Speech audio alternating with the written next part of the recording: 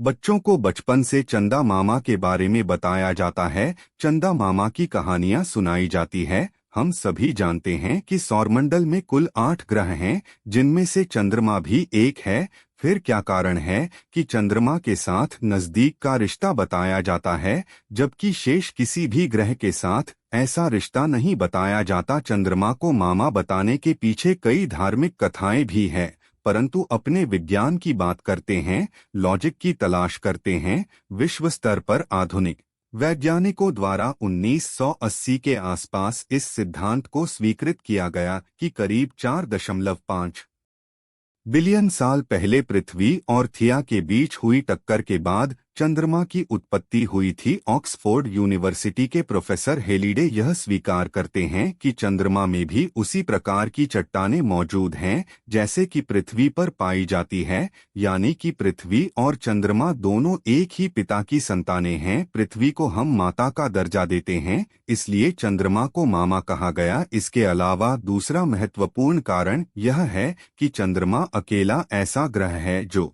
पृथ्वी की परिक्रमा करता है और एक प्रकार से पृथ्वी की रक्षा करता है। चंद्रमा के कारण ही पृथ्वी पर ऑक्सीजन है, जीवन है, इसलिए हम चंद्रमा को मामा कहते हैं, जो बिना किसी लालच के धरती माता की परिक्रमा लगाते हुए उनकी और उनकी संतानों मनुष्य, जीव जंतु एवं वनस्पति की रक्षा करता है। और यही कारण है कि चंद्रमा को मामा कहा जाता है। अब बात कर लेते हैं कि चंद्रमा और पृथ्वी में कौन बड़ा है। तो आपको बता दें कि चंद्रमा से पृथ्वी काफी बड़ी है। चंद्रमा पृथ्वी से कितना छोटा है, इसे हम ऐसे समझ सकते हैं कि अगर हमारी धरती अंदर से खोखली होती तो उसे भरने के लिए हमें 50 चंद्रमाओं की जरूरत होती। इससे हम कह सकते हैं कि चंद्रमा पृथ्वी से काफी छोटा है। क्षेत्रफल की बात करें तो चंद्रमा का क्षेत्रफल 37.94 मिलियन वर्ग किलोमीटर है, वही हमारी पृथ्वी का क्षेत्रफल 510 मिलियन वर्ग किलोमीटर है।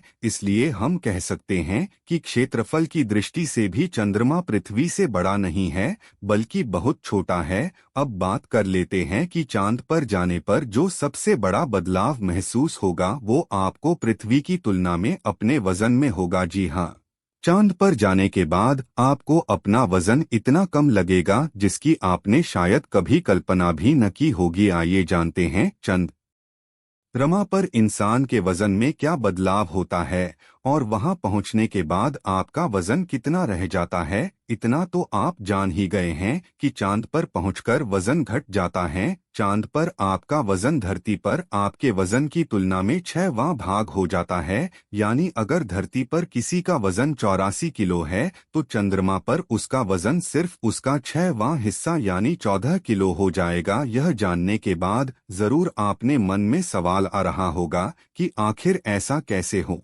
जाता है। दरअसल इसके पीछे एक वैज्ञानिक कारण है। दरअसल यह सब गुरुत्वाकर्षण का खेल है। चांद के गुरुत्वीय वर्ण का मान धरती के मान का 6वां हिस्सा होता है। इसी वजह से वहां पर किसी व्यक्ति का वजन उसके धरती पर कुल वजन का 6वां हिस्सा होता है। यानी चंद्रमा पर आपको पृथ्वी की तुलना में 6 गुना कम भारहीनता महसूस होगी। ऐसा नहीं है कि चांद पर पहुंचने के बाद आपके शरीर से कुछ कम हो जाता है, इसलिए वजन भी कम हो जाता है। असल में भार और द्रव्यमान दो चीजें होती हैं। भार एक तरह का बल होता है। चांद पर पहुंचने के बाद आपका द्रव्यमान तो उतना ही रहेगा, लेकिन आपको अपने वजन में कमी महसूस होगी। तो आपको चंद्रमा की यह जानकारी कैसी लगी?